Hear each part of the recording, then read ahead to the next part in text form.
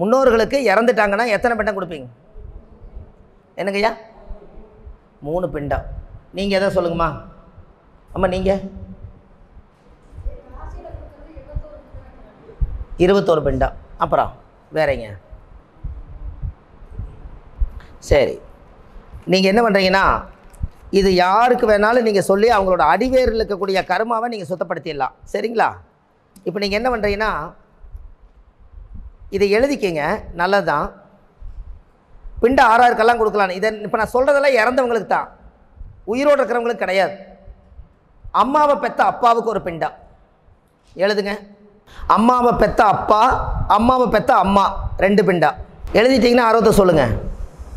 அதே போல் அப்பாவை பெற்ற அம்மா, அப்பாவை பெற்ற அப்பாவை பெற்ற அப்பா அம்மா. முதல்ல அப்பாவை பெற்ற அம்மாவை பெற்ற அப்பா அம்மா எழுதுனீங்க. இப்போ அப்பாவை பெற்ற அப்பா அம்மா எழுதுங்க. 4 பிண்டம். அடுத்தது அம்மா வழியில் வந்த கொள்ளுப்பாட்டன், அவருக்கு ஒரு பிண்டம். அதே அம்மாவை பெற்ற கொள்ளுப்பாட்டி, அம்மா வழியில் வந்த கொள்ளுப்பாட்டி, அவங்களுக்கு ஒரு பிண்டம். அப்படியே பிண்டத்தை 1 2 3 போட்டுவாங்க. அடுத்தது அப்பா வழியில் வந்த கொள்ளுப்பாட்டன், அம்மா வழியில் வந்த கொள்ளுப்பாட்டி. ஐயா எழுதிட்டீங்களா? அம்மா வழியில் அப்பா வழியில் வந்த கொள்ளு பாட்டம் பாட்டி அப்பா அம்மா எழுதிட்டீங்க. தாய் மாமன் இறந்து போன ஒரு பிண்டம். நம்மளுடைய அம்மா, அம்மாவோட கூட பிறந்த தாய் மாமன், தாய் மாமனோட மனைவி இறந்துட்டா அதுக்கு ஒரு பிண்டம். இல்லை, தாய் மாமனுங்கிறதுக்கு ஒரு பிண்டம். அப்படியே அது 5 கூட இருப்பாங்க, 5 சேர்த்த முடியாது. எல்லாரும் ரத்த சம்மந்த உறவு தான், ஒரு பிண்டம். தாய் மாமனுடைய மனைவி நம்ம போய் கல்யாணம் பண்ணிட்டு வந்திருப்போம், அவங்க திடீர்னு அகாலமாக துர்மரணமாக இருப்பாங்க, அவங்களுக்கு ஒரு பிண்டம்.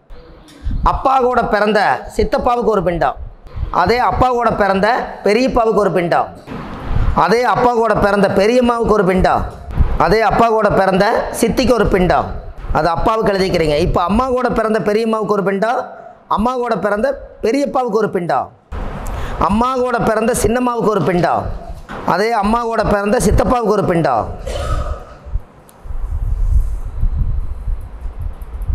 நம்மளை பெற்ற அப்பா அம்மா இறந்துட்டாங்கன்னா அவங்களுக்கு அப்பாவுக்கு ஒரு பிண்டம், அம்மாவுக்கு ஒரு பிண்டம். நம்ம கூட பிறந்த பெரிய அண்ணனுக்கு ஒரு பிண்டம், அவர் கூட வாழ்ந்த பெரிய அண்ணிக்கு ஒரு பிண்டம், தம்பிக்கு ஒரு பிண்டம், தம்பியோட வாழ்ந்த மனைவிக்கு ஒரு பிண்டம். இவங்கெல்லாம் ஒவ்வொருத்தர் தம்பி இறந்து போயிட்டாருங்க, அப்படி இல்லைன்னா தம்பியோட சம்சாரம் இறந்துருச்சுங்கிறாங்க இல்லைங்க. இதெல்லாம் நாம் போய் பொண்ணு கட்டின மாமனார், அவர் இறந்துட்டா மாமனாருக்கு ஒரு பிண்டம், மாமியாருக்கு ஒரு பிண்டம். நம்ம கூட பிறந்த அக்கா திடீர்னு துர்மரணம் ஆயிட்டா அக்காவுக்கு ஒரு பிண்டம், அக்காவுடைய வீட்டுக்காருக்கு ஒரு பிண்டம், தங்கைக்கு ஒரு பிண்டம், கூட பிறந்த தங்கச்சிக்கு ஒரு பிண்டம், தங்கை கூட வாழ்ந்த வீட்டுக்காருக்கு ஒரு பிண்டம். மொத்தம் எத்தனை எழுதிக்கிறீங்க ஐயா? 30 வந்துச்சுங்களா? 29ஆ?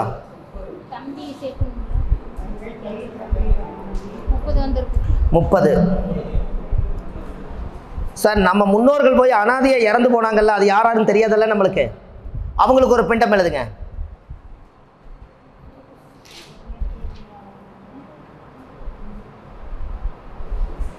முன்னோர்கள் நம்மளோட தாத்தா பாட்டி, அவருக்கு மேலே மூலாதிகள் எங்கேயோ போய் வியாபாரத்துக்கு போன பக்கம் அனாதையாக இறந்துருப்பாங்க, அதுக்கு ஒரு பிண்டம். தர்ம பிண்டம்னு ஒன்று இருக்குது, தர்ம பிண்டம்னு சொல்லுங்கள். தர்ம பிண்டம்னு என்னன்னு தெரியுமா உங்களுக்கு? நம்ம வீட்டில் வளர்த்துன நாய், குதிரை, ஆடு, மாடு, கோழி, மீன், குருவி, லவ் பேர்ட்ஸு, காக்கா, இது எல்லாமே ஆசைப்பட்டு நீங்கள் வளர்த்துனீங்க. அந்த ஆத்மாலாம் உங்கள்கிட்ட வாழ்ந்துட்டு இறந்து போச்சு. அவங்களுக்கு நம்ம கூட நட்பாக வாழ்ந்து யாருன்னே தெரியாதவங்க நட்பு உருவாக்கி வச்சவங்க, மரம் செடி கொடி எல்லாத்தையும் போய் அழித்தது, இது எல்லாத்துக்கும் சேர்த்து மொத்தமாக தர்ம பிண்டம்னு ஒன்று போடுங்க. எத்தனை வருதுங்க ஐயா? Very good. 32 பிண்டம் வருதுங்களா? நீங்கள் எவ்வளோ சொன்னீங்க? 21 வரைக்கும் சொல்லியிருக்கிறீங்க.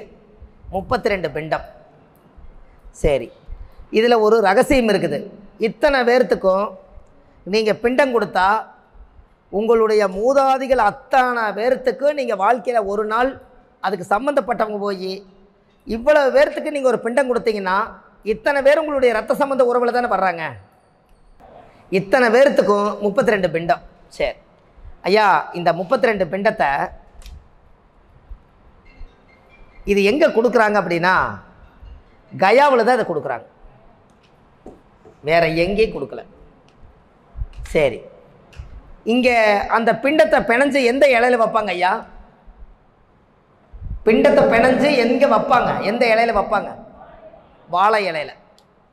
ஆனால் முறையாக பார்த்தா தேக்கு இலையில தான் வைக்கணும். அது ஏங்க தேக்கலை?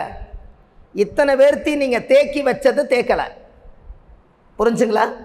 தேக்கி வச்சது தேக்கலை. சரி, பிண்டம் எதில் கொடுப்பாங்க? மாவு, பச்சரிசி மாவில் கொடுப்பாங்க. கயாவில் எதில் கொடுக்குறாங்க தெரியுங்களா? கோதுமை மாவில் தான் கொடுக்குறாங்க. சூரியனுடைய கர்ம வழியாக இருந்தால் சூரியனுடைய தானியம் என்ன?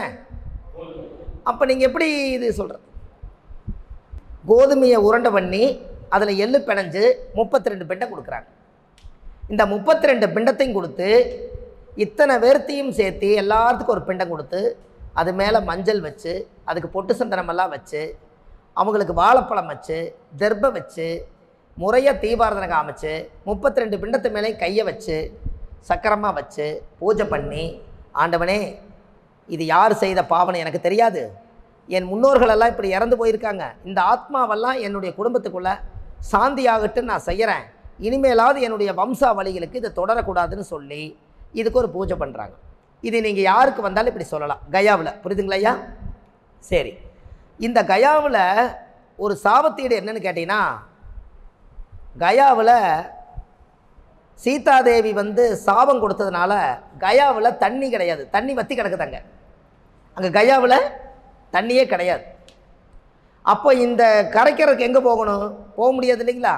அங்கே என்ன பண்ணுறாங்கன்னா, கயாவில் இருக்கிறது விஷ்ணு தான், கயாவில் இருக்கிறது விஷ்ணு.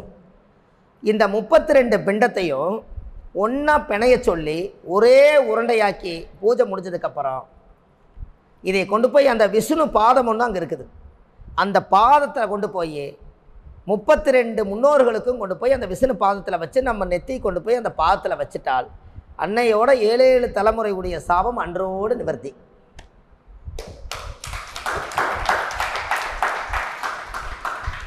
அதில் அங்கேயே நான் ஜோசியத்தில் ஒரு பரிகாரம் எடுத்தேன்.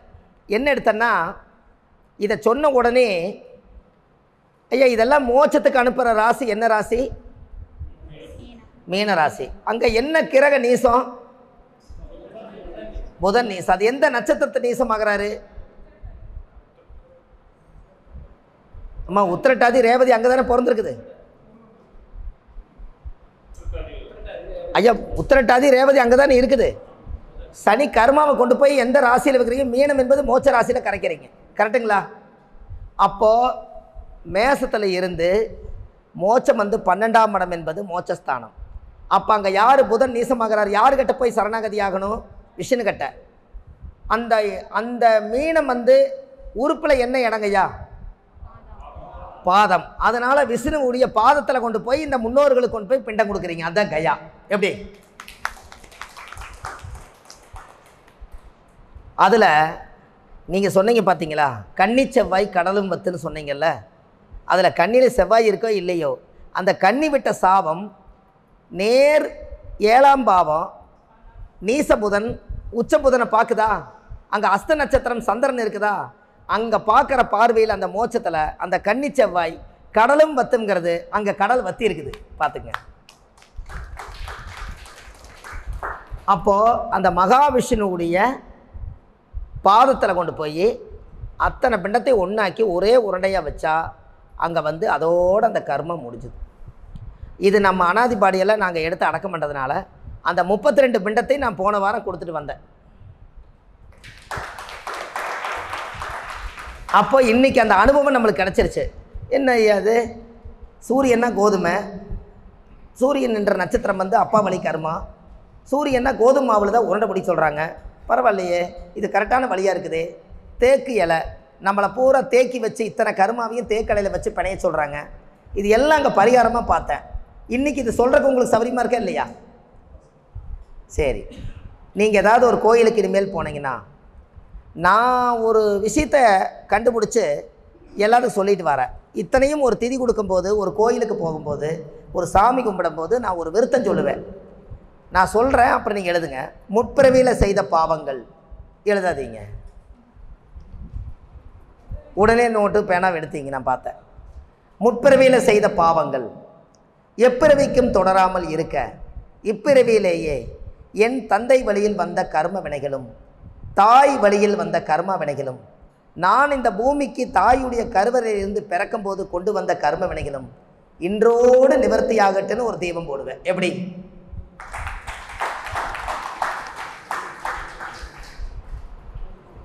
ஐயா இது பரவாயில்லைங்களா? எப்படி இதுலேயே எல்லாமே வந்துருச்சுங்களா? இதை நீங்கள் எழுதி வச்சு ஒரு கோயிலில் எந்த சாமிக்காக இருந்தாலும் இதை சொன்னால் உங்களை விட்டு இந்த கர்மா போயிருமா?